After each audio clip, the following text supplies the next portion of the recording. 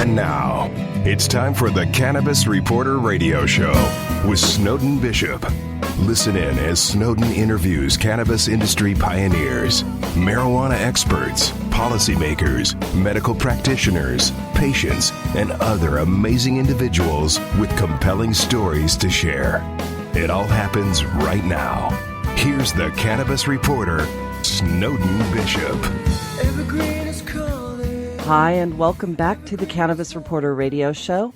I'm Snowden Bishop. Thank you for joining us. Wherever you are, I hope you're safe as you shelter in place. It's been such a devastating week of losses, and the numbers are just impossible to comprehend, especially when you think that every number is a precious soul, someone's loved one who will be sorely missed.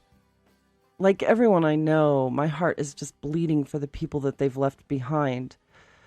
This hit home for the cannabis community when a little girl by the name of Charlotte lost her life to coronavirus. It was her extraordinary journey that really helped to galvanize the movement to legalize medical cannabis in multiple states. Her parents were forced to move to Colorado where they could legally purchase CBD that she needed to treat seizures. And since then, the medicine that was created in her name, Charlotte's Web, has helped so many other children lead healthier lives. We're embracing our family in love, light, and healing prayers, and it's certainly our hope that they can find peace in knowing that their daughter's legacy is something all of us in this industry will appreciate forever. You know, I've been searching for a glimmer of hope that some good can come out of so much devastation. I mean, despite the frustration of forced isolation, the time alone has actually provided a space for some long overdue quiet reflection. And strangely, I found myself filled with gratitude for having the time to contemplate the things I'm often too busy to even consider, such as the delicate balance of nature and how that impacts our health on so many levels. The emergence of COVID-19 didn't happen by accident. And it seems that it's more of a symptom of an imbalance that we humans may have caused. I mean, somehow we've been so distracted by life that we failed to recognize how our contributions to the Earth's imbalance makes us vulnerable to, if not partly to blame for, cataclysmic events that threaten our own survival. We come from the Earth, we live of the Earth, and we return to the Earth.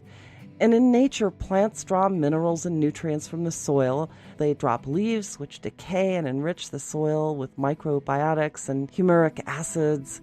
And under the canopy of the mature plant, the enriched soil becomes fertile ground for new seedlings to take root.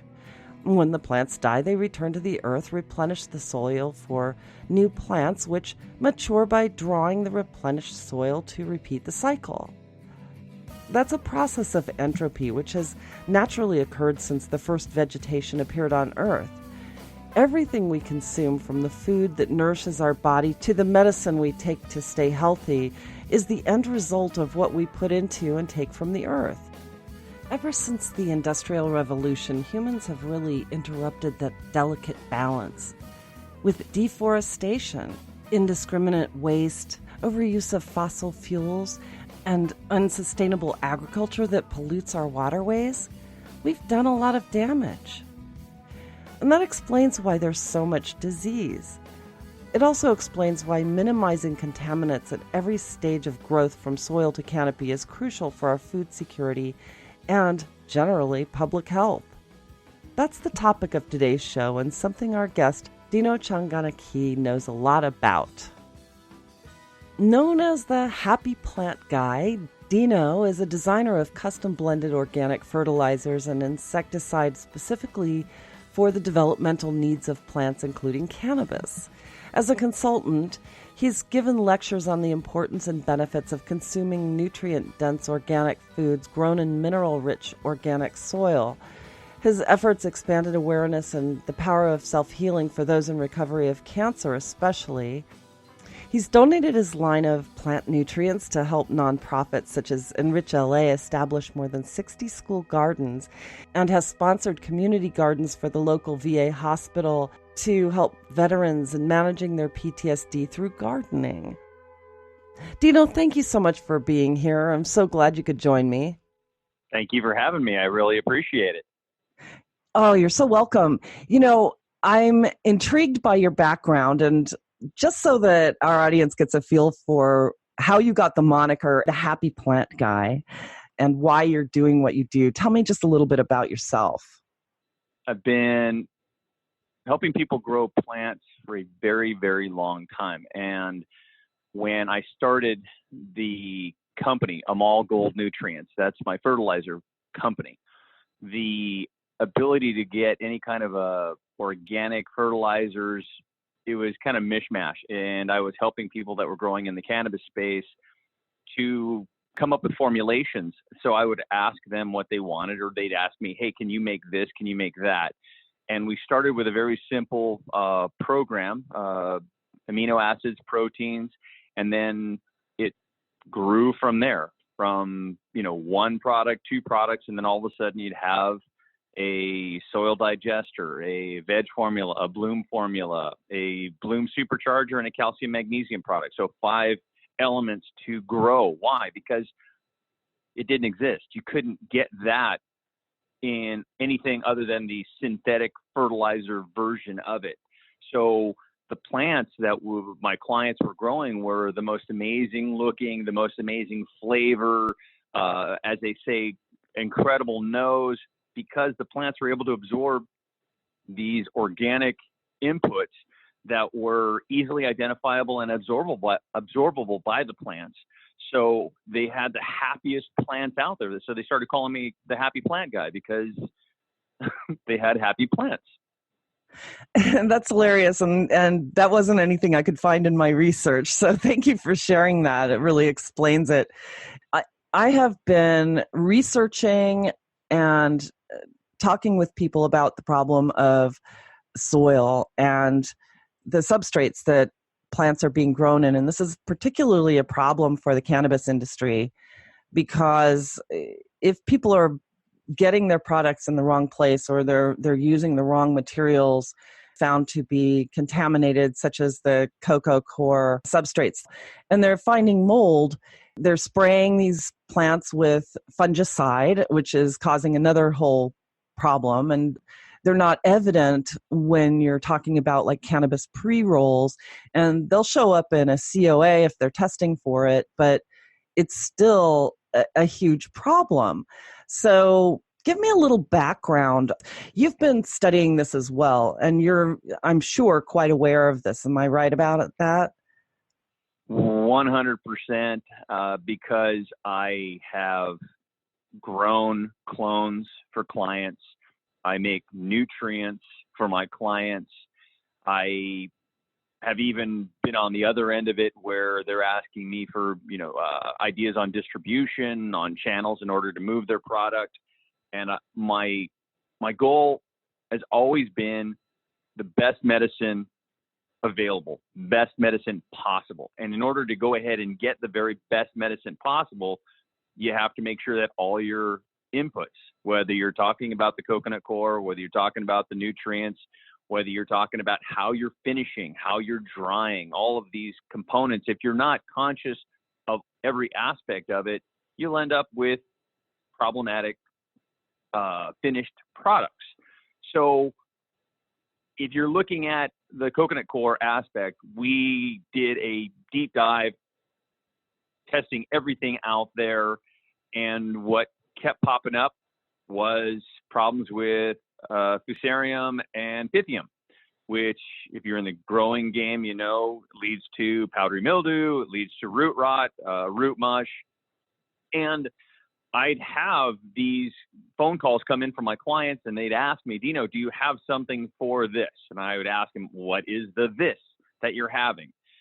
And they would tell me, describe it, and I would produce something to counteract that. So I have insecticide. I have a root insecticide that all organic. You put it on, the bad stuff goes away.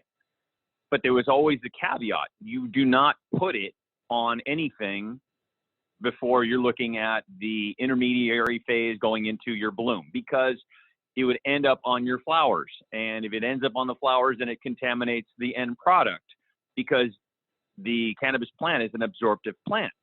So anything that you're putting in at different stages gets sucked right through the roots, right into the plant. You don't want anything that's going to create a problem with the medicine that you're producing. So that is the reason why we were doing this research. We come to find that there's these problems endemic within the substrates, and the clients that I would go visit, it wasn't just one guy, because there's like this STD, this, herpes, whatever you want to call it, that their main guy that was making their soil or one of the components of their soil supplied 50 other guys or 100 other guys. And then all those 100 guys would end up with the same kind of problem, fusarium, pythium, blooms. And all of a sudden they'd be asking me, do you have something to fix this? And we'd end up finding out after asking the growers, where'd you get your stuff? And then they would mention, oh, this person mixed that. Everyone gets the same stuff, and that's the reason why it's throughout. But again, all they're looking to do, because especially if you're growing outdoors, you have a certain amount of time, and in that time, you got to go ahead and give it all she's got, and you're trying to go ahead and produce the volume that you can. And if all of a sudden you get a powdery mildew bloom, you got to deal with that as quickly as possible, because that is your money for the year, and that is your money going forward towards your next grow. So you got to handle that stuff, because if at the end you end up with problematic product, it's going to be more difficult to liquidate, sell to your buyers. No one's going to be wanting anything with PM all over it. So then you'd have to take a cut in pay on your product and then have it blown into an oil. And again, one thing cascades into the next, into the next, into the next. And that's the reason why we did all the research to tell our clients, you got to start out with the appropriate substrates that have the certificates of analysis, so you don't end up with these issues later on down the road. And it seems where you're going with this is very, very disturbing. And one of the things that has been a result of the problems with these substrates, and like you said, the cannabis plant seems to absorb everything even more than other crops might. I mean, it's a remedial plant, so it's almost cleansing soil as it goes. But when you say that you want to treat the inputs before the plant germinates or flowers, isn't the contaminated soil, whatever's been treated or whatever has been used to treat the soil, isn't that going to remain in the soil? And isn't it going to become part of the plant, even if the soil or the atmosphere around it has been treated with pesticides or even fungicides before the plant is producing flower? How do you get around that? I mean, how can the soil be cleaned in order not to cause these problems down the road when the flowers are actually blooming? Good question. The key with the MJ space, cannabis space, do no harm to the plant, to the soil, to your patients, to anything. So when I'm talking about a situation like fusarium outbreak or pythium outbreak, what you're dealing with can be something as simple as using clove oil or hydrogen peroxide, something that is not going to be toxic to the end patient. The problem is when you're finding these insecticides and fungicides that have these ingredients that have multiple names, that are multiple letters that you cannot possibly identify. You're not talking about eucalyptus oil. You're not talking about clove oil. You're not talking about oregano oil. You're talking about a broken down chemical chain formulation so that a company has a patent on it that they're then selling to you that will handle the problem, but you're ending up contaminating the soil. And because this is an absorptive plant, the plant is going to then uptake it through the roots, uptake it through the leaves, and it'll be endemic within the plant itself.